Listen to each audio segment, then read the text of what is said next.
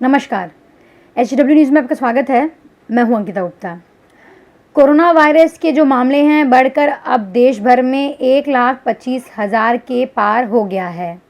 इस वक्त शाम के 6 बज रहे हैं जब मैं वीडियो रिकॉर्ड कर रही हूं और अब तक के जो आंकड़े हैं वही मैं आपके सामने रखने वाली हूं। हो सकता है जब तक आप यह वीडियो देखें तब तक इन आंकड़ों में और भी इजाफा हो गया हो। इस कोरोना अपडेट के न्यूज़ रिपोर्ट में मैं आपको जानकारी दूंगी कि राज्य स्तर पर वहीं वैश्विक स्तर पर और देश भर में कोरोना वायरस की क्या कुल स्थिति है। साथ में मैं आपसे प्रवासी मजदूरों से जुड़ा एक खबर भी शेयर करने वाली हूं और वह यह है कि जो मुंबई से 21 मई को ट्रेन रवाना हुई थी, जो श्रमिक स्पेशल ट्रेन जो चलाई जा रही है वह मुंबई से रवाना हुई थी, लेकिन यह गोरखपुर पहुंचने के बजाय, जो कि इसका पहुंचने का जो स्थान था गोरखपुर, वहां पहुंचने के बजाय ये उड़ीसा के राउरकेला में जाकर पहुंच गया। और ताजुब की बात यह है कि यात्रियों को भी इस चीज़ के बारे में जानकारी नहीं दी गई। हालांकि अब जो है रेल मंत्रालय की ओर से इस पर सफाई दी गई है। क्या कुल रेल मंत्रालय की ओर से कहा गया है, मैं आपको इस कोरोना अपडेट की न्यूज़ रिपोर्ट में आगे जानकारी देने वाली हूँ।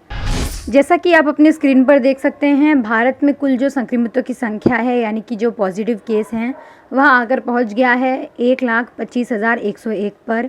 इनमें से पिछले 24 घंटों में कुल 6,654 नए मामले सामने आए हैं, जबकि पिछले 24 घंटों में कुल 137 लोगों की मौत हो चुकी है, जिसके चलते अब तक पूरे भारत में 3,720 लोगों की मौत हो गई है कोरोना वायरस के कारण। जबकि जो ठीक हो चुके लोग हैं यानी कि जो रिकवर हो चुके लोग हैं उनका आंकड़ा 51,784 पर आकर पहुंच गया है। वहीं अगर वैश्विक स्तर पर नज़र डालें तो वैश्विक स्तर पर कुल पॉजिटिव केस 53,31,496 पर आकर पहुंच गया है। यह जो आंकड़े हैं ये वर्ल्डोमीटर से लिए गए हैं। हो सकता है इन आंकड़ों में अब और भी इजाफा हो गया हो। वहीं इन पूरे पॉजिटिव केस में से अब तक कुल 3,40,567 जो लोग हैं उनकी मृत्यु हो गई है, जबकि 21,75,996 जो लोग हैं वह सभी ठीक हो गए हैं। तो जैसा कि आपने देखा, देश भर में और वैश्विक स्तर पर कोरोना के जो पॉजिटिव केस हैं वह लगातार बढ़ रहे हैं।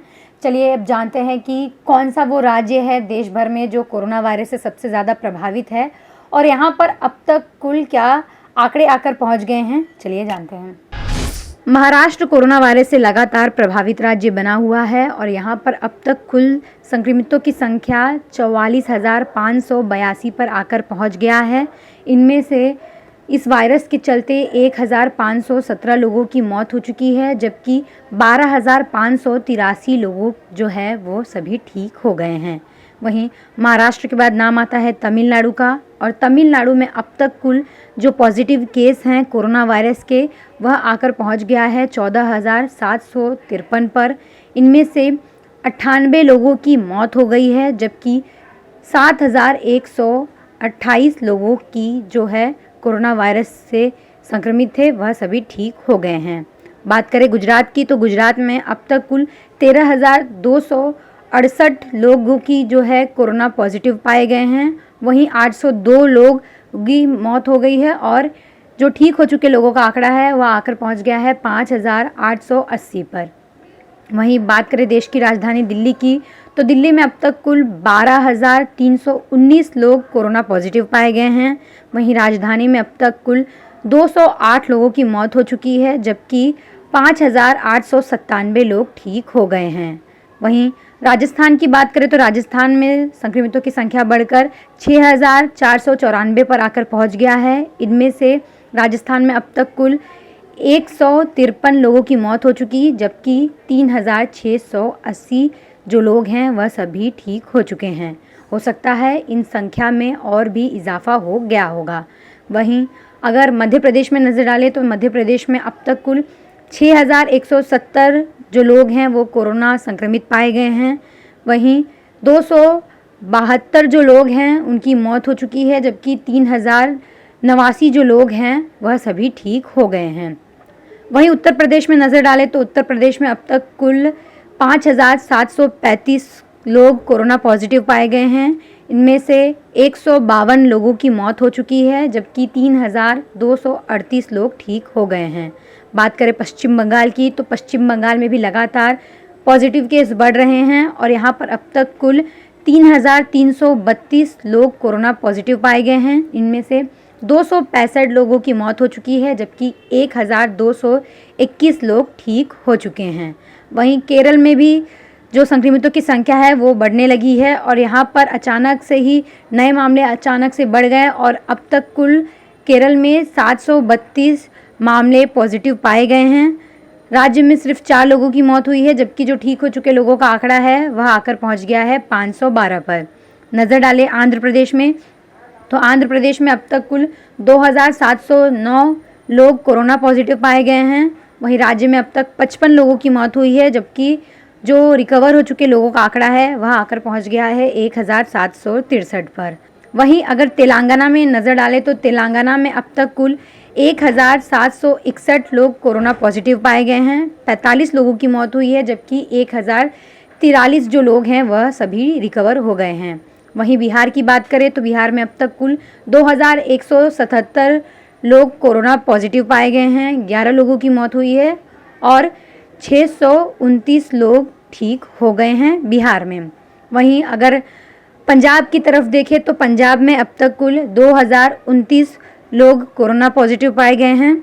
पंजाब में अब तक कुल 39 लोगों की मौत हो चुकी है, जबकि 1,847 लोग रिकवर हो चुके हैं।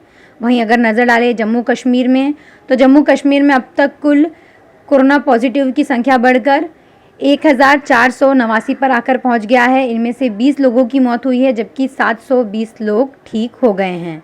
वहीं कर्नाटक की बात करें, तो यहाँ पर भी लगातार संक्रमितों की संख्या बढ़ रही है और यहाँ पर अब तक कुल 1,743 लोग कोरोना पॉजिटिव पाए गए हैं। कर्नाटक में अब तक कुल 41 लोग की मौत हो गई, जबकि 597 जो लोग हैं वह सभी ठीक हो चुके हैं। तो जैसा कि आपने देखा, कोरोना वायरस के चलते देश भर में स्थिति काफ़ी गंभीर होते जा रही है। इस बीच मैंने जैसे आपसे चर्चा किया था प्रवासी श्रमिकों को लेकर, जिस खबर के बारे में बताया था कि जो श्रमिक हैं जो स्पेशल ट्रेन से अपने गृह राज्य की ओर बढ़ रहे हैं, उनमें से एक जो ट्रेन था जो मुंबई से गोरखपुर के लिए रवाना हुआ था, वो गोरखपुर के बजाय उड़ीसा के राउरकेला में जाकर पहुंच गया। और हैरान करने वाली बात यह है कि यात्रियों को भी इस बात की जानकारी नहीं थी।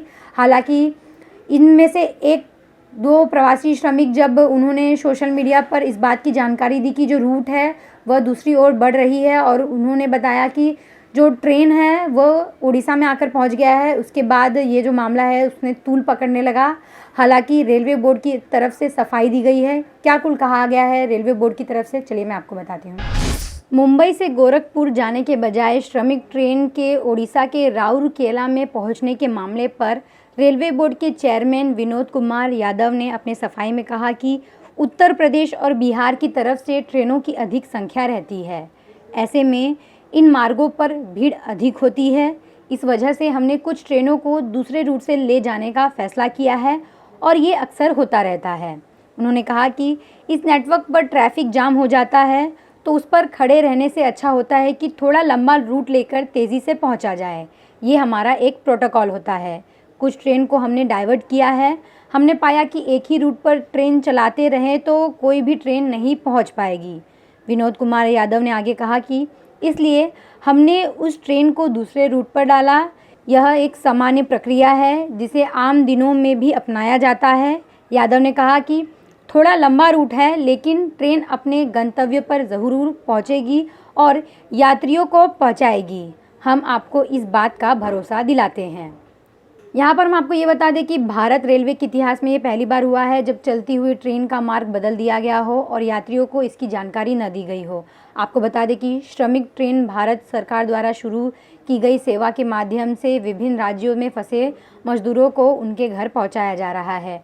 ट्रेन में सफ़र कर रहे यात्रियों ने यह भी आरोप लगाया है कि रेलवे ने न तो मार्ग में परिवर्तन के बारे में जानकारी दी और न ही यात्रा के समय के बारे में बताया। वहीं एक यात्री ने वीडियो संदेश में कहा है कि अब ट्रेन ओडिशा में रुकी है और लोग कह रहे हैं कि ड्राइवर रास्ता भूल गया है। कुछ यात्री अपनी समस्या को ट्विटर पर ले गए। एक यात्री ने लिखा कि हम 21 मई को गोरखपुर वापस जाने के लिए श्रमिक ट्रेन पे सवार हुए थे। 23 घंटे की यात्रा के बाद भी हम महाराष्ट्र में हैं। हमारे पास खाने के लिए कुछ नहीं है और ना ही पानी है। ट्रेन भुसावल से नागपुर की ओर क्यों जा रहा है?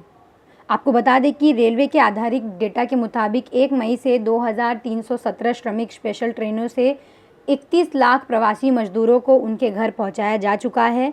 रेलवे के मुताबिक हमने अभी तक अनुमान से करीब 7 लाख ज़्यादा श्रमिकों को घर पहुंचाया है, जो 24 लाख था। फिलहाल के लिए इस खबर में इतना ही। आपको यह खबर कैसी लगी हमें कमेंट कर ज़रूर बताएं। नमस्कार।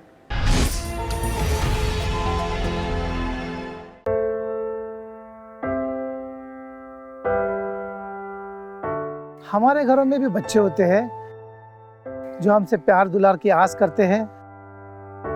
हमारा भी जीवन साथी है जिसको हमारे ड्यूटी से घर आने का इंतजार होता है। हमारे घर में भी एक बूढ़ी माँ है जिनके लिए आज भी हम ही आंखों के तारे हैं। लेकिन हम हमारे घरों में नहीं है। आपकी सुरक्षा में कोई कसर न रहे, इसलिए हम अपने प्रियजनों से दूर है। हम में से ही कुछ तो अब इतने दूर जा चुके हैं कि वो वापस अपने घरों को लौट भी नहीं पाएंगे। हमें गर्व है कि हमारे कंधों पे मुंबई शहर के नागरिकों की सुरक्षा की जिम्मेदारी है। हमारे जज्बे और बलिदान को व्यर्थ न जाने दे। इस संकट के समय में आप घर पे रहे, सुरक्षित रहे।